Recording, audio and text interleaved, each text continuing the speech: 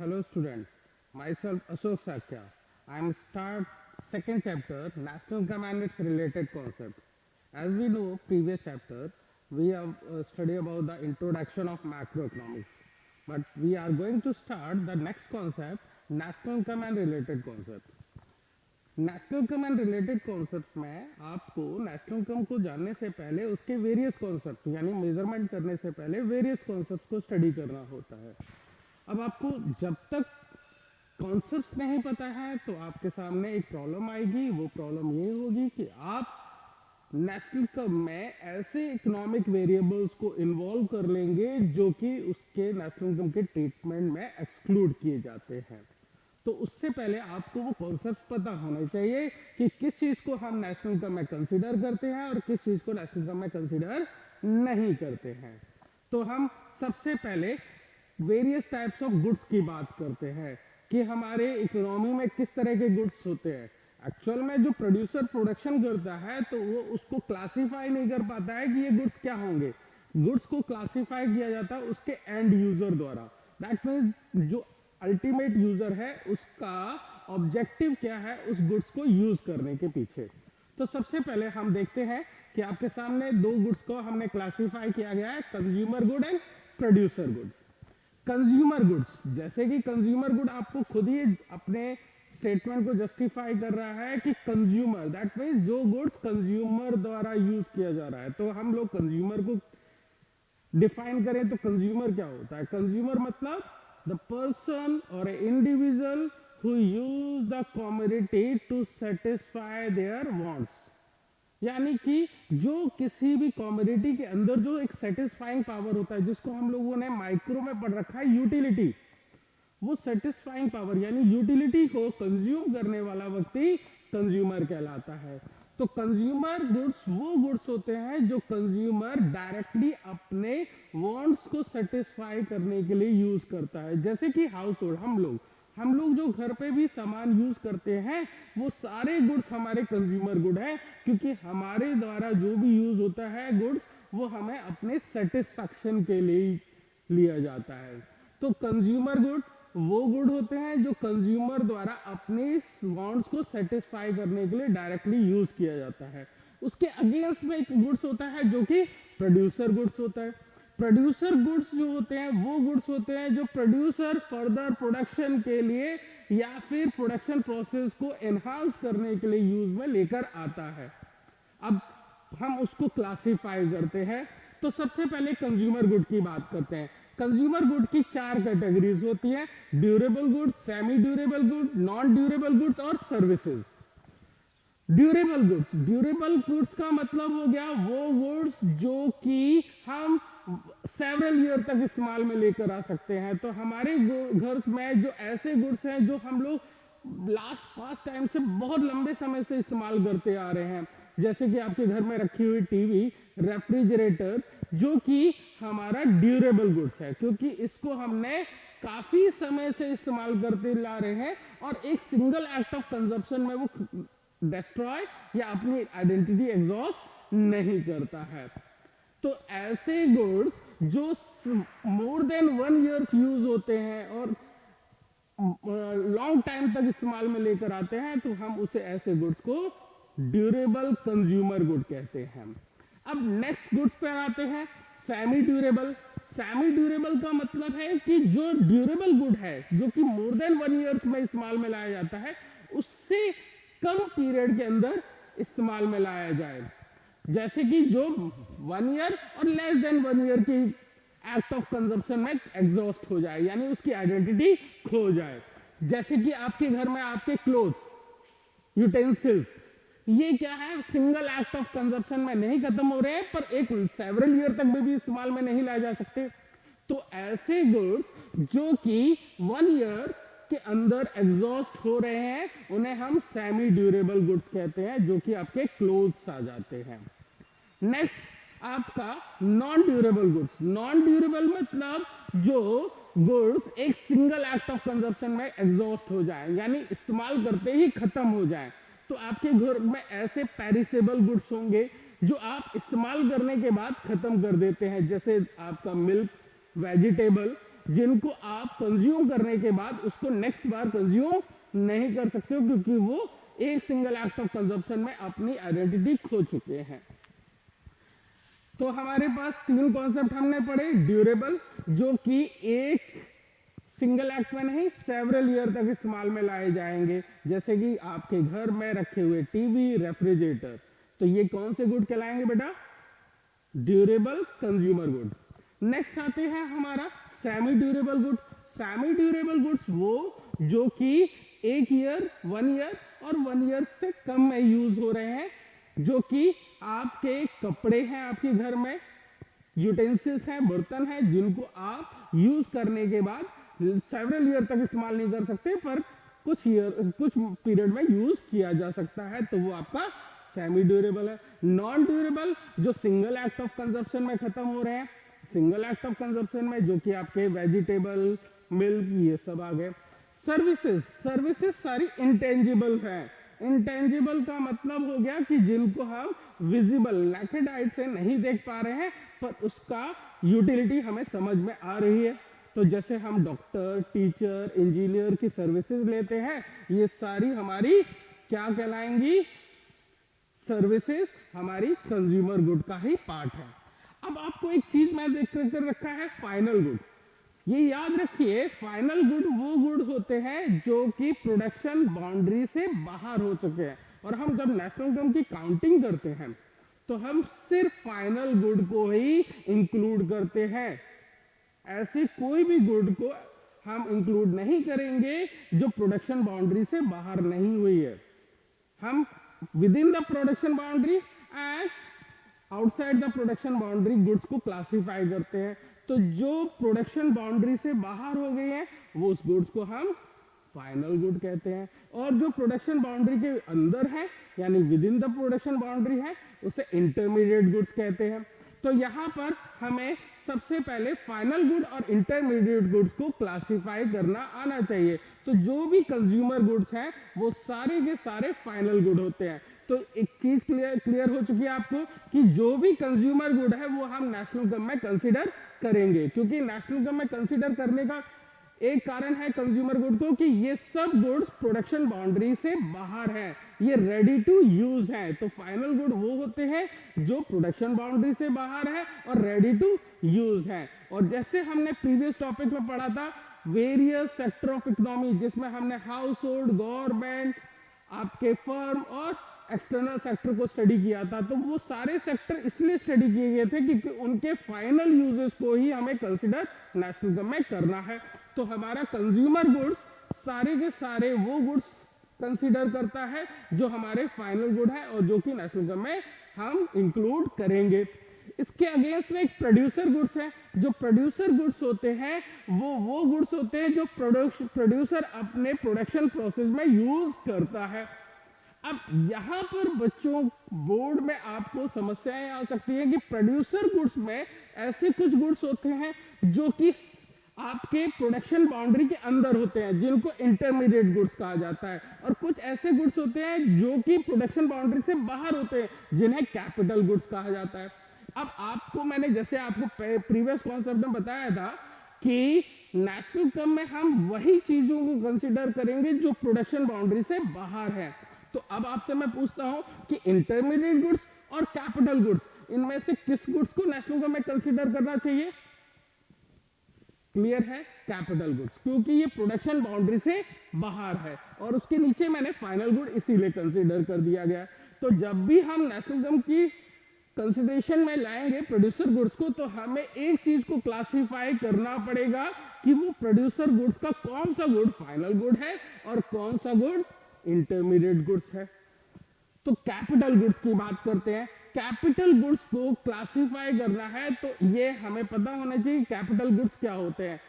वो मशीनरीज जो कि प्रोड्यूसर अपने प्रोडक्शन प्रोसेस में यूज कर रहा है उसे कैपिटल गुड कहा जाता है। तो कैपिटल गुड की कुछ डिस्टिंक्ट फीचर हैं, जैसे कि पहला कि ये यूज फॉर सेवरल ईयर, यानी ये सेवरल ईयर तक इस्तेमाल में लाए जा सकते हैं। तो जो फैक्ट्री के अंदर मशीनरीज हैं, जैसे स्कूल की बिल्डिंग्स है, स्कूल की बसेस हैं, ये सारी की सारी क्या है? स्कूल की कैपिटल गुड है, क्योंकि ये सेवरल ईयर तक इस्तेमाल में लाई जाएंगी। वहीं कुछ ऐसे भी गुड हैं जो स्कूल में यूज हो रहे हैं, वो इंटरमीडिएट गुड्स हैं, क्योंकि वो सिंगल एक्ट ऑफ कंजप्शन, क्योंकि इंटरमीडिएट गुड्स की concept by single act of consumption, यानी ऐसा रॉ मटेरियल, जो भी हमारा रॉ मटेरियल होता है वो इंटरमीडिएट गुड्स होता है, जो कि सिंगल एक्ट ऑफ कंजप्शन में खत्म हो जाता है। तो स्कूल में जो यूज हो रही है चौक, वो एक सिंगल एक्ट ऑफ कंजप्शन में नहीं, यानी 1 ईयर की प्रोडक्शन बाउंड्री के बाहर नहीं जा रही है। यानी कि अगर उसको हम 1 साल से ज्यादा इस्तेमाल करने की सोच रहे हैं तो वो नहीं हो सकता, क्योंकि चौक को इस्तेमाल करते अपनी आइडेंटिटी खो रहा है। तो वो चौक स्कूल की क्या बन गई है, वो चौक स्कूल की इंटरमीडिएट गुड्स कहलाने लगी है। पर वही स्कूल की बिल्डिंग, बसेस क्या हो गई है, कैपिटल गुड, क्योंकि वो सेवरल ईयर तक इस्तेमाल हो रही है। पर दोनों ही गुड, चौक ले लीजिए या स्कूल बिल्डिंग्स ले लीजिए या बसेस ले लीजिए, दोनों ही प्रोड्यूसर गुड्स हैं, क्योंकि यहाँ पर स्कूल या कोई फैक्ट्री इनको यूज कर रहा है प्रोडक्शन प्रोसेस के लिए, अपने सेल्फ सेटिस्फेक्शन के लिए इस्तेमाल में नहीं ला रहा है। तो इसके हिसाब से आपको क्लियर हो गया कि प्रोड्यूसर गुड्स वो गुड्स होता है जो प्रॉफिट मेकिंग यानी प्रोडक्शन प्रोसेस में यूज किया जाता है। तो इसमें कैपिटल गुड जो कि सेवरल ईयर तक यूज हो रहा है, और इंटरमीडिएट गुड जो कि सिंगल एक्ट ऑफ कंजप्शन में खत्म हो रहा है। वहीं कैपिटल गुड्स को हर कोई भी चीज जिसको सेवरल ईयर तक इस्तेमाल में ला रहे हैं उसको कैपिटल गुड नहीं कहा जा सकता है, क्योंकि उसकी मार्केट वैल्यू हाई होनी चाहिए। अगर उसकी मार्केट वैल्यू हाई नहीं है तो उसे हम कैपिटल गुड नहीं कहेंगे। इसके अलावा ये कैपिटल गुड प्रॉफिट मोटिव के लिए यूज किया जाता है, क्योंकि इसका ऑब्जेक्टिव प्रॉफिट है, क्योंकि ये प्रोड्यूसर द्वारा ही यूज किया जाता है। एक और चीज इसमें है वो है डेप्रिसिएशन।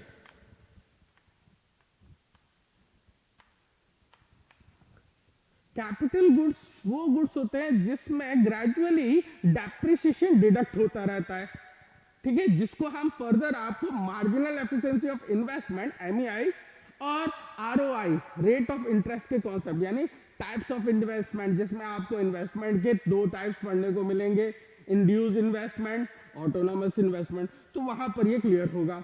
तो डेप्रिसिएशन कैपिटल गुड में होता है, और जिसमें डेप्रिसिएशन नहीं हो रहा है वो गुड्स कैपिटल गुड नहीं कहलाएगा।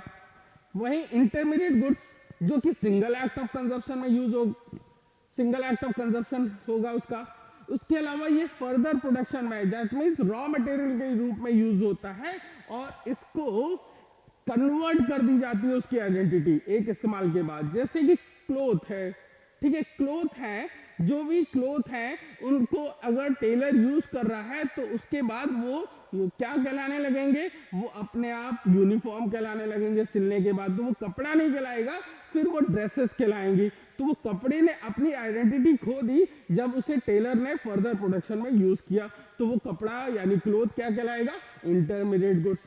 अब आपको मैं कुछ एक ऐसे बेसिक कॉन्सेप्ट बता रहा हूं जहां पर बच्चे फंसते हैं। अब मैं एक एग्जांपल लेता हूं, कार जैसे टाटा कंपनी ने कार बनाई, कार आपको क्या लगती है कि ये कैपिटल गुड है, कंज्यूमर गुड है या इंटरमीडिएट गुड्स है? तो अब ये प्रोड्यूसर प्रोड्यूस करते समय उसको ये नहीं क्लासिफाई कर सकता है कि ये फाइनल गुड में आएगा या इंटरमीडिएट गुड्स में आएगा, ठीक है। अब आप खुद सोचिए, काफी लंबे समय में सोचना पड़ेगा कि ये आपका कार इंटरमीडिएट गुड्स कहां हो जाती है। देखिए, सबसे पहले कंज्यूमर गुड, कार, आपके घर में जो कार आप यूज कर रहे हो पर्सनल यूज के लिए, तो वो कंज्यूमर गुड है, और वो कंज्यूमर में कौन सी गुड है, ड्यूरेबल गुड्स है, क्योंकि वो कार आपने किससे खरीदी है, फॉर सेल्फ सेटिस्फैक्शन। तो जो सेल्फ सेटिस्फैक्शन के लिए गुड्स होता है वो क्या कहलाने लगता है, वो कंज्यूमर गुड कहलाता है। तो वो कार जो प्रोड्यूसर ने, टाटा कंपनी ने जो कार बनाई थी, वो कंज्यूमर ड्यूरेबल गुड बन गया। पर वही कार अगर किसी फैक्ट्री ने अपने कैब के रूप में यूज करने लगे, यानी टैक्सी के रूप में या किसी भी यूज में अपने प्रोडक्शन प्रोसेस में इन्वॉल्व कर लिया, तो यहां पर उसका ऑब्जेक्टिव प्रॉफिट है, तो वो कंज्यूमर गुड तो नहीं रहा, अब वो प्रोड्यूसर गुड बन गया। अब ये प्रोड्यूसर गुड्स में भी उसका फर्दर प्रोडक्शन प्रोसेस में यूज हो रहा है नहीं, उसको प्रोडक्शन बाउंड्री से बाहर हो चुका है, पर इसका ऑब्जेक्टिव प्रॉफिट है और सेवरल ईयर तक इस्तेमाल होगा, तो वो गुड्स क्या बन गया, आपका कैपिटल गुड्स। तो जो कार या जो भी व्हीकल्स है जो व्हीकल्स फैक्ट्रियों ने यूज किए, ट्रक यूज किए हैं, तो वो सारे ट्रक्स उसके क्या बन गए, वो उनके कैपिटल गुड्स बन गए, यानी प्रोड्यूसर कैपिटल गुड्स। अब वही कार इंटरमीडिएट भी बन सकती है, प्रोडक्शन बाउंड्री से बाहर हो चुकी है, पर अब ये कार इंटरमीडिएट कैसे बन गई, वो अगर उसका पर्पस रीसेल का चला गया, दैट मीन्स वो कार अगर किसी रिटेलर ने खरीद ली, कार डीलर ने खरीद ली, अब कार डीलर वालों ने जब वो गाड़ी खरीद रखी है तो उसका पर्पस क्या है, उसका पर्पस रीसेल का है, यानी उसमें अब वैल्यू एडिशन होगा, यानी उसकी कीमत बढ़ेगी। तो जिस भी चीजों की कीमत बढ़ रही है वो इंटरमीडिएट है, और जिसकी कीमतें नहीं बढ़ेंगी वो फाइनल गुड है। तो वो जो कार खरीदी गई है रिटेलर द्वारा यानी कार डीलर द्वारा, तो वो बन गई इंटरमीडिएट गुड्स। तो इस तरह से हमें क्लियर हो गया कि हमारा प्रोड्यूसर गुड्स में कैपिटल गुड और इंटरमीडिएट होता है। प्रोड्यूसर गुड्स का जो कैपिटल गुड होता है वो फाइनल गुड होता है, और इंटरमीडिएट गुड्स जो होता है वो प्रोडक्शन बाउंड्री से अंदर होता है, जिसको हम नेशनल इनकम में कंसीडर नहीं करते। अब आपसे क्वेश्चन पूछा जाता है, जैसे बोर्ड में पूछा जाता है, all machine purchase bye producer is a capital good. तो आप देखिए कि यहां पर वो कैपिटल गुड है या इंटरमीडिएट गुड्स है। आपको उसको जस्टिफाई करने के लिए, उसको क्लासिफाई करने के लिए समझना पड़ेगा कि उसका पर्पस क्या है। अगर वो कार किसी रिटेलर ने खरीद ली है तो वो इंटरमीडिएट में चली गई, और अगर वो कार किसी प्रोड्यूसर ने अपने प्रोडक्शन प्रोसेस में इस्तेमाल में लाया है तो वो कैपिटल गुड में कहा गया है। कंज्यूमर गुड में ऐसी कोई इश्यूज नहीं आएंगे जिसमें आपको थोड़ा डिलेमा क्रिएट होगा कि आप इसे नेशनल इनकम में कंसीडर करें या ना करें। कंज्यूमर गुड में हमेशा सारे गुड नेशनल इनकम में कंसीडर किए जाते हैं, क्योंकि एक्सपेंडिचर मेथड में हम जब स्टेटमेंट बोलते हैं तो house hold final consumption expenditure बोलते हैं, क्योंकि इसमें सिर्फ फाइनल गुड को ही कंसीडर किया जाएगा। तो अब हमारे कुछ क्वेश्चन है, जैसे all machine purchase by a producer is a capital good. तो all machines are purchase by a capital goods, producer ने जो भी मशीन खरीदी है वो कैपिटल गुड्स है। तो उसमें आपको कुछ एग्जांपल्स लेकर इसको एक्सप्लेन करना है कि अगर वो प्रोडक्शन प्रोसेस में यूज हो रहा है तो वो कैपिटल गुड है, और अगर वो रीसेल और फर्दर प्रोडक्शन के लिए जा रहा है तो वो आपका इंटरमीडिएट गुड्स है। इसी तरह से आपसे क्वेश्चन पूछा जाता है, what are the difference between final good and intermediate goods. आप फाइनल गुड और इंटरमीडिएट गुड्स के दो कॉन्सेप्ट्स को समझ लीजिए, आपके आंसर क्लियर हो जाएंगे।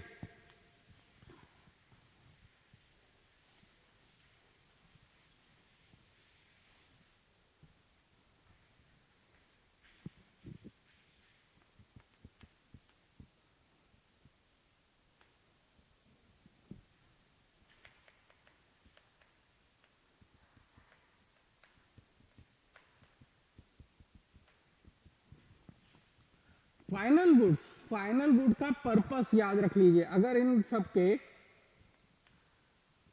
पर्पस समझ आ गया तो आपको गुड्स को क्लासिफाई करने के लिए दिक्कत नहीं आएगी। फाइनल गुड्स वो होते हैं जो कि या फिर सेल्फ सेटिस्फैक्शन के लिए जाते हैं, या फिर वो आपके इन्वेस्टमेंट पर्पस के लिए खरीदे जाते हैं। तो जो भी गुड्स दो ऑब्जेक्टिव्स के लिए खरीदे जाएं, सेल्फ सेटिस्फैक्शन के लिए, इन्वेस्टमेंट के लिए, तो वो गुड्स को हम फाइनल गुड कहते हैं। वहीं इंटरमीडिएट गुड्स उनको कहते हैं जो कि फर्दर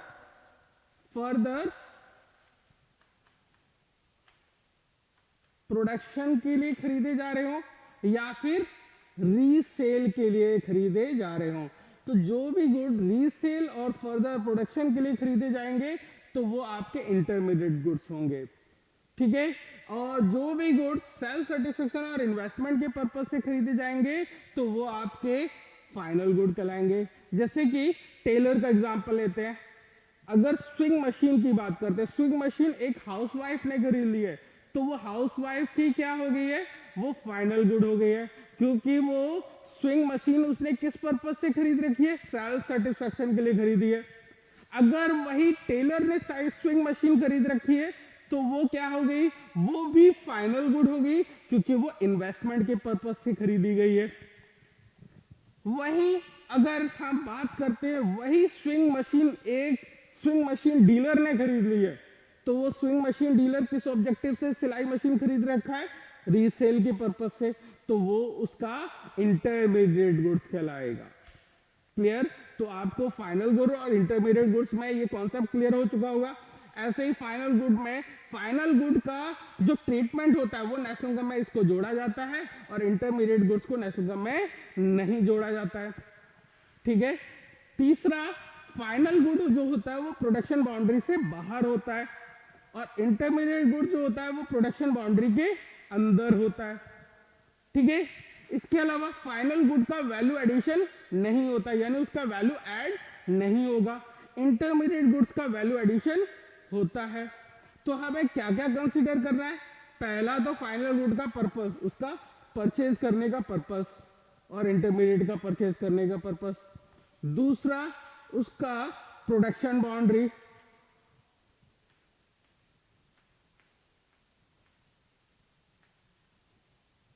ये प्रोडक्शन बाउंड्री से फाइनल गुड बाहर होता है, above the production boundary,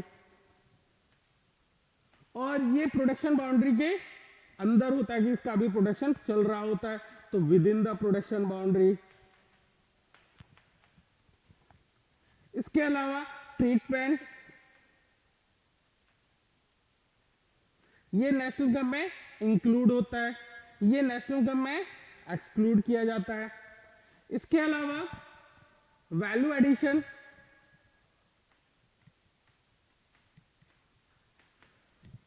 final good का वैल्यू एडिशन होता है और इंटरमीडिएट गुड्स का वैल्यू एडिशन नहीं होता है। इसके अलावा इसका एग्जांपल ले सकते हैं, जैसे मैंने अभी आपको एग्जांपल लिया कि कोई भी गुड जो कि किस पर्पस से, कोई भी गुड जो कि सेल्फ सेटिस्फैक्शन और इन्वेस्टमेंट के लिए लिया जा रहा है वो आपका फाइनल गुड है। जैसे कि एग्जांपल ले लिया था कि sewing machine purchase by a housewife, तो sewing machine purchase by a housewife क्या कंसीडर कहलाएगी, वो आपकी फाइनल गुड है क्योंकि इसका सेल्फ सेटिस्फैक्शन का ऑब्जेक्टिव है। ऐसी swing machine purchase by a tailor, तो वो भी फाइनल गुड है क्योंकि ये इन्वेस्टमेंट पर्पस के लिए खरीदा गया है।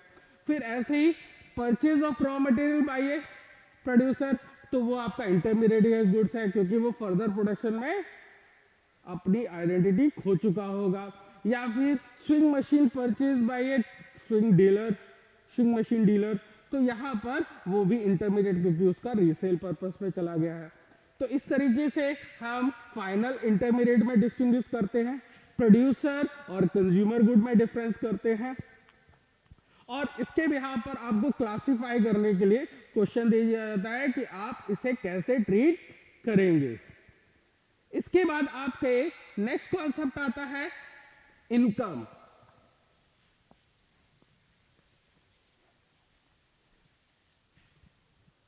इनकम दो तरह की होती है, एक होती है फैक्टर इनकम और दूसरी होती है ट्रांसफर इनकम। इनके बीच में डिफरेंस करने के लिए आपसे कहा जाएगा, तो फैक्टर इनकम वो होती है जो फैक्टर ऑफ प्रोडक्शन को एज ए रिन्यूमरेशन के रूप में दी जाती है। तो फैक्टर ऑफ प्रोडक्शन को, यानी फैक्टर ऑफ प्रोडक्शन कौन कौन से होते हैं बेटा? लैंड होता है, लेबर होती है, कैपिटल होता है और एंटरप्रेन्योर होता है। और इनकी इनकम क्या होगी? लैंड की इनकम क्या होगी? रेंट। लेबर की इनकम क्या होगी? वेजेस। कैपिटल की इनकम क्या होगी? इंटरेस्ट। और एंटरप्रेन्योर की इनकम क्या होगी? प्रॉफिट। तो इन्हीं चार इनकम को हम फैक्टर इनकम कहते हैं और इसी को नेशनल इनकम में ट्रीट किया जाता है। तो factor income refers to those income which is received by a factor of production for rendering their productive services। वहीं ट्रांसफर इनकम ये यूनिलैटरल होती है, जैसे कि फैक्टर इनकम बायलैटरल होती है वैसे ही ट्रांसफर इनकम यूनिलैटरल होती है, यानी one sided. It refers to the income और it refers to the receipts of money without rendering any corresponding services, यानी ये ऐसी इनकम है जो कि हम बिना किसी को पे किए कोई सर्विसेज दिए रिसीव कर लेते। जैसे गवर्नमेंट स्कॉलरशिप देती है, तो स्कॉलरशिप के अगेंस्ट में स्टूडेंट ने गवर्नमेंट को कोई सर्विसेज नहीं प्रोवाइड करी है, तो स्कॉलरशिप क्या बन गई आपकी? आपकी ट्रांसफर इनकम हो गई। ओल्ड एज पेंशन, ये हमारी क्या है? ट्रांसफर इनकम है। गिफ्ट, डोनेशन, तो ये सारी चीजें ट्रांसफर इनकम है। क्लियर?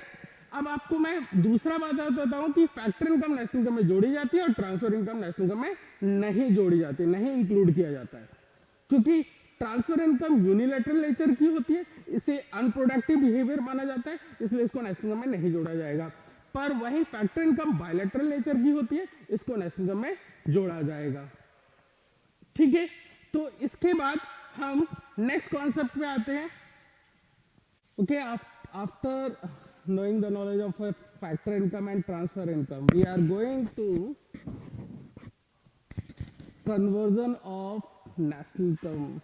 तो उससे पहले हमें कुछ टॉपिक पढ़ने हैं, जैसे कि डेप्रिसिएशन क्या होता है। डेप्रिसिएशन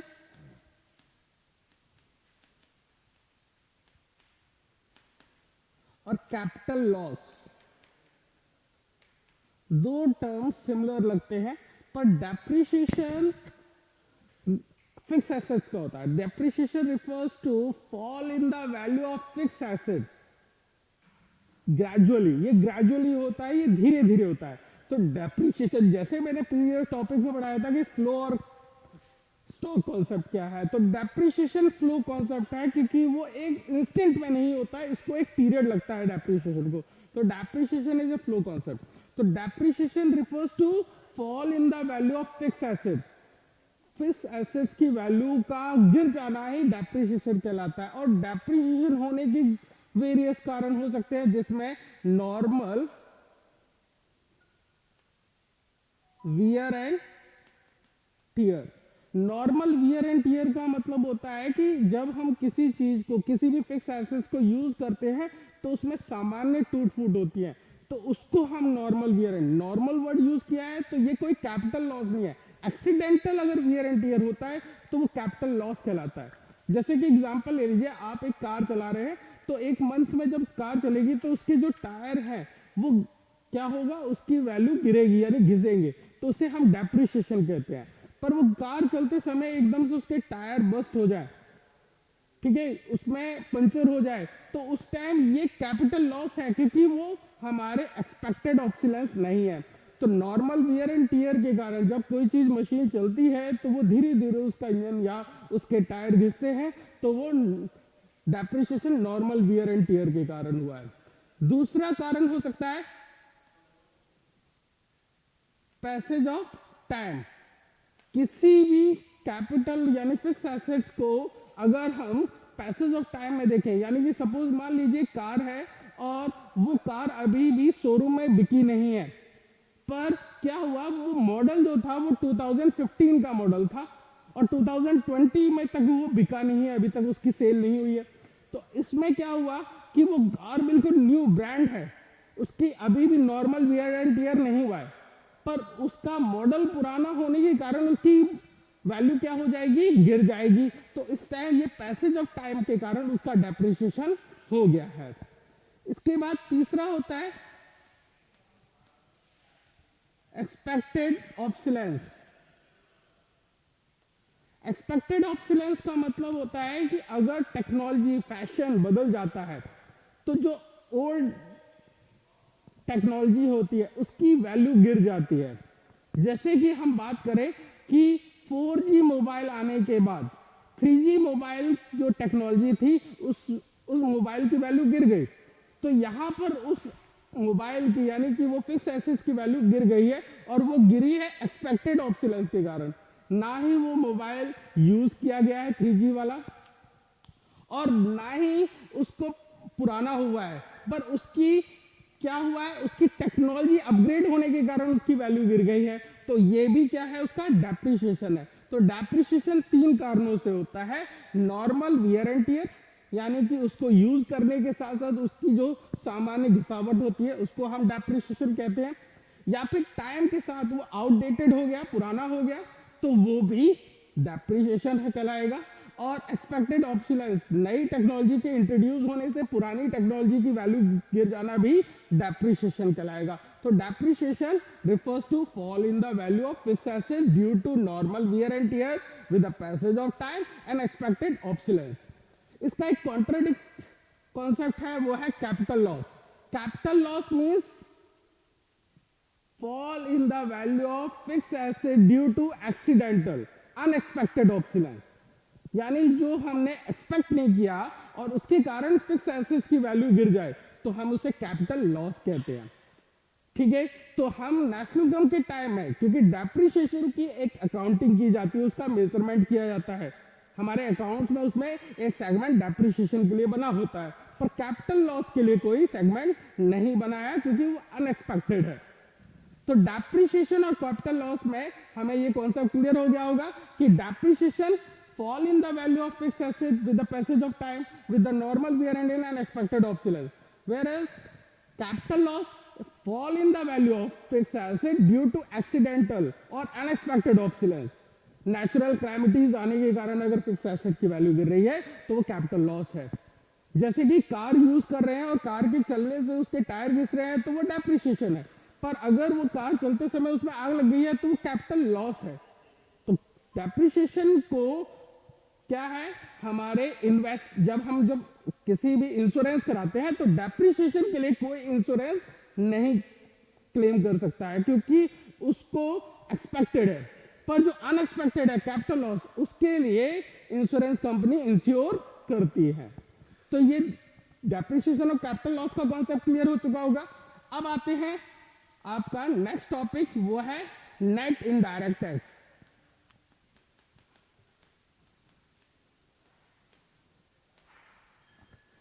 देखिए इनडायरेक्ट टैक्स, जिसको अब आप जीएसटी के नाम से जानते हैं, goods and services tax. Indirect tax और दो तरह के टैक्स होते हैं, डायरेक्ट टैक्स और इनडायरेक्ट टैक्स। डायरेक्ट टैक्स का मतलब होता है इंपैक्ट और incidence lies on A same person, यानी जिस पर लगाया गया है वही उसके बर्डन को बियर करेगा।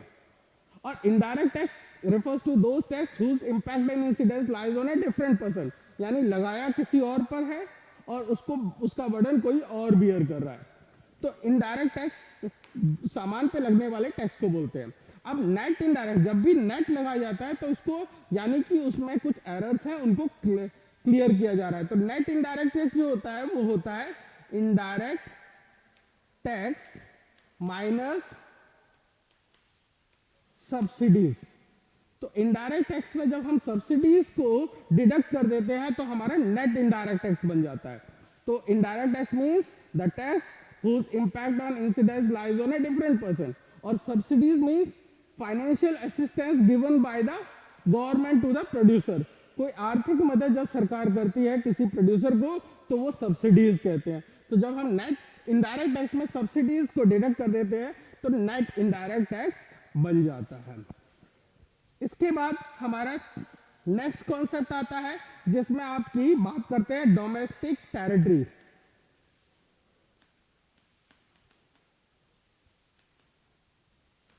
डोमेस्टिक टेरिटरी, घरेलू सीमा। Domestic territory means the political territory where the same government prevail their law and order. That means domestic territory refers to the territory where the person, individual and goods and services are easily flow, यानी वो territory जहां पर व्यक्ति, individual और goods and services easily flow करती है, यानी उसके लिए गवर्नमेंट से कोई परमिशन लेना नहीं पड़ता है। तो ऐसी टेरिटरी को हम डोमेस्टिक टेरिटरी कहते हैं। और इस डोमेस्टिक टेरिटरी के अंदर जो भी इनकम जनरेट होगी उसे डोमेस्टिक इनकम कहा जाता है। अब डोमेस्टिक टेरिटरी में क्या क्या आएंगे, एक तो ज्योग्राफिकल टेरिटरी, जो भी हमारी ज्योग्राफिकल टेरिटरी है यानी कि लैंड, वाटर और एयर स्पेस, जितना भी हमारे इंडिया का मैप है उसकी जो लैंड एरिया है, जो वाटर एरिया है और जो एयर एरिया है, वो सारी हमारी डोमेस्टिक टेरिटरी का हिस्सा होती है। इसके अलावा एम्बेसीज, हमारी जो इंडियन एम्बेसीज हैं वो दूसरे देश की टेरिटरी में होंगी पर वो हमारी डोमेस्टिक टेरिटरी का हिस्सा है। जैसे कि Indian embassy located in New York, तो जो Indian embassy located in New York है वो एम्बेसी इंडियन है पर लोकेट कहाँ कर रही है, न्यूयॉर्क में, तो वो हमारी डोमेस्टिक टेरिटरी का हिस्सा है, क्योंकि वहां पर न्यूयॉर्क में जो इंडियन एम्बेसी के अंदर इनकम जनरेट होगी वो हमारी डोमेस्टिक इनकम में कंसीडर की जाएगी। इसके अलावा हमारे शिप्स, एयरक्राफ्ट, ये जो भी है जिसका ओनर इंडियन होगा वो हमारी डोमेस्टिक टेरिटरी कहलाएगी। जैसे कि हमारे शिप्स हैं, अगर वो जापान के एरिया में ट्रैवल कर रहे हैं तो भी वो हमारी क्या है, ट्रैवलिंग डोमेस्टिक टेरिटरी है, क्योंकि वो टेरिटरी ट्रैवल कर रही है पर उसकी जो भी इनकम होगी वो इंडिया की डोमेस्टिक इनकम में कंसीडर की जाएंगी। ऐसे ही एयरक्राफ्ट, इंडियन एयरक्राफ्ट होंगे अगर वो दूसरी कंट्री में खड़े हैं, जैसे suppose I am say that कि Indian Airlines standing in a London airport, तो अगर मैं बोलूं कि लंदन हमारी डोमेस्टिक टेरिटरी नहीं है क्योंकि वो अब्रॉड है, पर वहां पर जो हमारा शिप खड़ा, एयरशिप खड़ा हुआ है, एयरक्राफ्ट खड़ा हुआ है इंडियन एयरलाइंस, वो हमारी डोमेस्टिक टेरिटरी का हिस्सा है। इसके अलावा army base, Indian army base कहीं पर भी होगा तो उसके अंदर की जो इनकम होगी वो हमारी डोमेस्टिक इनकम का हिस्सा होगी। जैसे सपोज एग्जांपल ले लिए कि यूएन के पास खुद की अपनी कोई टेरिटोरियल आर्मी नहीं है, पर यूएन को हर कंट्री अपनी आर्मी सपोर्ट देता है। तो जैसे अफगानिस्तान में इंडियन आर्मी सपोर्ट आर्मी के रूप में ऑपरेट कर रही है, तो वो इंडियन आर्मी जो अफगानिस्तान में है वो हमारी डोमेस्टिक टेरिटरी का पार्ट होगी।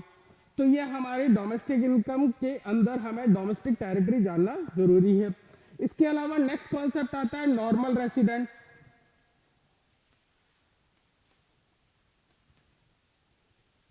नॉर्मल रेसिडेंट का मतलब होता है कि दोज इंडिविजुअल और person whose economic interest lies on a that country where he reside, यानी कि वो व्यक्ति या वो संस्था जो जिस कंट्री में रह रही है उसका इकोनॉमिक इंटरेस्ट भी वहीं पे लाइज करता है, तो उसे हम नॉर्मल रेसिडेंट कहते हैं। विद इन ए 1 ईयर के नहीं, 1 ईयर से ज्यादा चल जाता है। जैसे सपोज एक हमारा इंजीनियर है और अमेरिका में वो 1 ईयर से ज्यादा रह रहा है और उसका इकोनॉमिक इंटरेस्ट भी अमेरिका में लाइज कर रहा है, तो वो इंडियन है पर वो वहां का इंडिया का रेसिडेंट ना कहलाकर वो अमेरिका का रेसिडेंट कहलाएगा, क्योंकि उसको हम जब डोमेस्टिक इनकम की ट्रीटमेंट करेंगे तो उसको वहां की नेशनल इनकम में जोड़ा जाएगा और नेशनल इनकम में भी वही ट्रीट कर दिया जाएगा।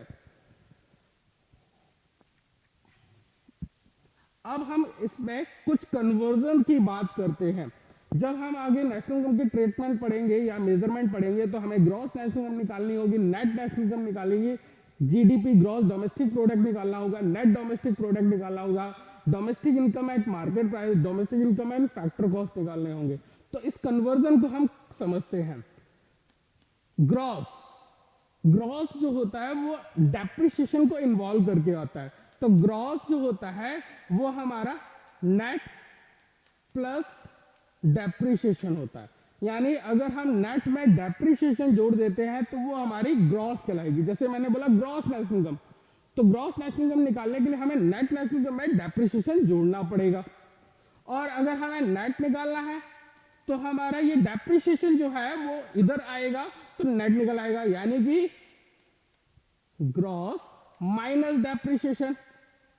तो अगर हमें नेट इनकम निकालनी हो तो ग्रॉस में से डेप्रिसिएशन डिडक्ट कर दिया जाता है, और अगर हमें ग्रॉस निकालना होता है तो नेट में डेप्रिसिएशन ऐड कर देना होता है। जैसे सपोज मान लीजिए कि मैंने अपनी कार किसी कॉल सेंटर वालों को हायर करने के लिए दे दी गई है, किराए पे दे दिया है। अब उन्होंने मुझे ये कहा कि मैं आपको हम ग्रॉस पेमेंट 40,000 करेंगे, तो उन्होंने मुझे ग्रॉस पेमेंट कर दिया है, इसके बाद वो कोई भी पेमेंट नहीं करेंगे, तो इसमें मेरी नेट इनकम भी है और डेप्रिसिएशन भी इन्वॉल्व है।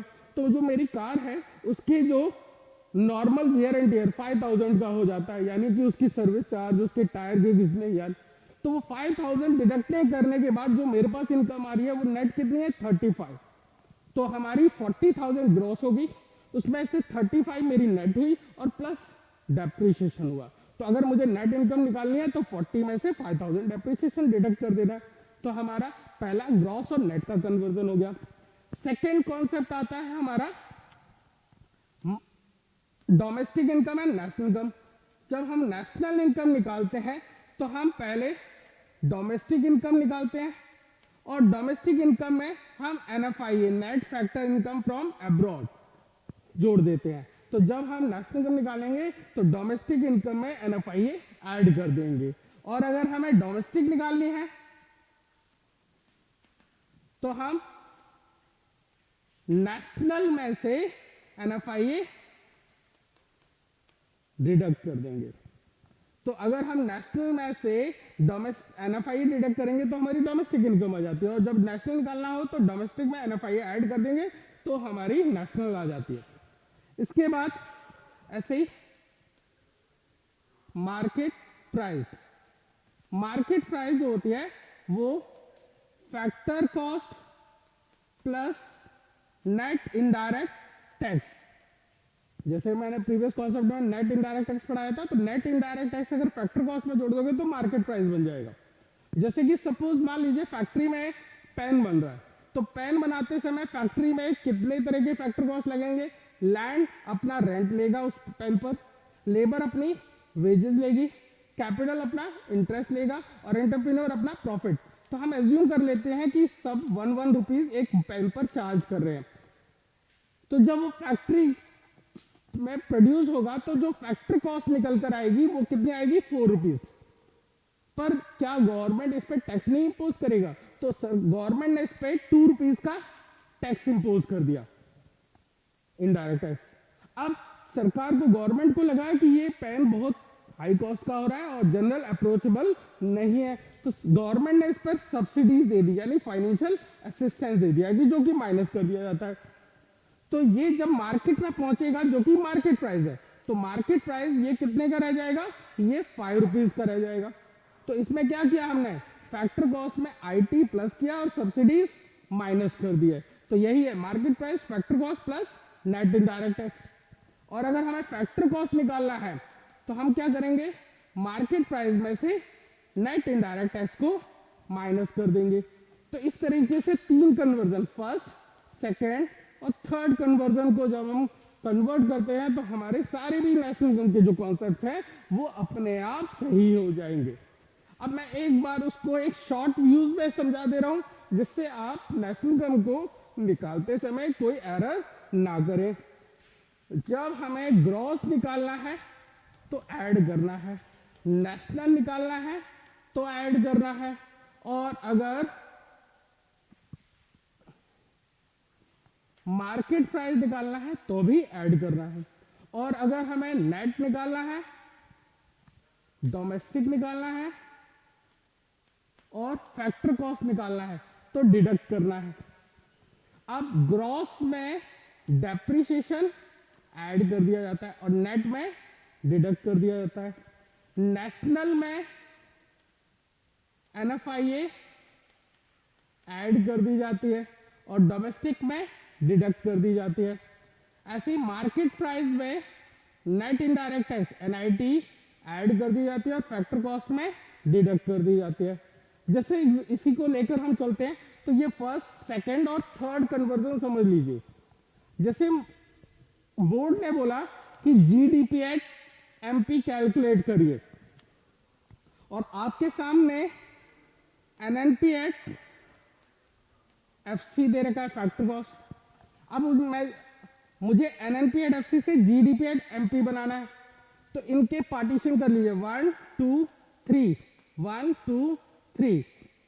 फर्स्ट को देखिए, हमें नेट से ग्रॉस में जाना है, यानी नेट से ग्रॉस में जाना है, यानी नेट से ग्रॉस में जाना है। तो जब हम नेट से ग्रॉस में जाएंगे तो डेप्रिसिएशन ऐड कर देंगे। फर्स्ट कन्वर्जन हो गया। सेकंड, अब ये नेशनल से, यानी नेशनल प्रोडक्ट बोलते हैं, ये नेशनल इनकम भी बोल सकते हो, नेशनल प्रोडक्ट से डोमेस्टिक प्रोडक्ट पे बनाना है, तो नेशनल से डोमेस्टिक में जाना है। तो जब नीचे आ रहे हैं तो माइनस कर रहे हैं, तो माइनस NFIA। और जब हमें फैक्टर से मार्केट पे जाना है, अब फैक्टर से मार्केट में जाना है, तो फैक्टर से मार्केट जा रहे हैं यानी ऊपर जा रहे हैं तो प्लस कर देना है, तो प्लस NIT। तो इस तरह से हमारा कन्वर्जन हो जाएगा किसी भी न्यूमेरिकल को बदलने में।